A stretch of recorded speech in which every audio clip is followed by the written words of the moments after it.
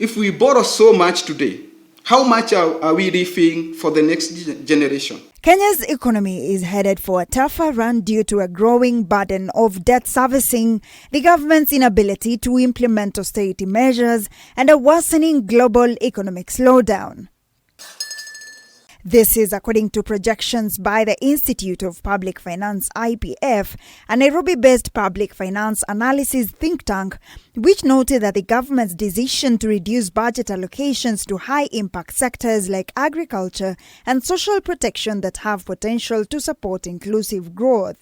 The new government committed to support food production. We have not yet achieved food security. We have not yet met the commitment to subsidize fertilizer. Then why do we see a 12% cut? The report comes at a time when pressure is mounting on the Kenyan government to reduce a high cost of living triggered by rising food and fuel prices. We do not dispute those important programs. What we are asking is, what measures have been put in place to ensure that with this budgetary increase that the sector has been given, that the State Department has been given, will be absorbed, KPIs will be achieved, and hence service delivery will be rendered to the citizens through the mwananchi. But according to IPF, the recent fuel negotiations by President William Ruto in due time will help in reduction of fuel prices. We are able to reduce that loss in terms of the exchange rate. And I think that will also really help in terms of reducing the cost of $1 to Kenya shillings, which will really help us in the long run. The shadow budget also poked holes on the effectiveness of devolution, saying that counties have been heavily reliant on equitable share from the national government.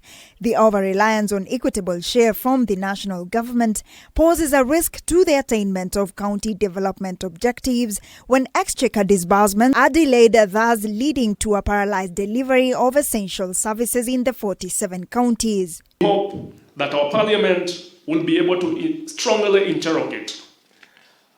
And we hope the budget committee will be able to provide proper guidance to the sectoral committees so that the ultimate report by the Budget and Appropriations Committee on the budget estimates in May and June before the approval will be substantive enough to guide the country. IPF is among other things calling for the full implementation of the report by the Presidential Task Force on Parastatal Reforms 2013, which proposed the collapsing of the Youth Enterprise Development Fund, Women Enterprise Fund, and Uwezo Fund into Biashara Fund to consolidate the synergies between the respective agencies in support of the MSME sectors. The annual National Shadow Budget Financial Year 2023-2024 by Institute of Public Finance seeks to foster increased transparency, effectiveness, and efficiency in allocation and absorption of public resources. Linda Koskei, K24 TV.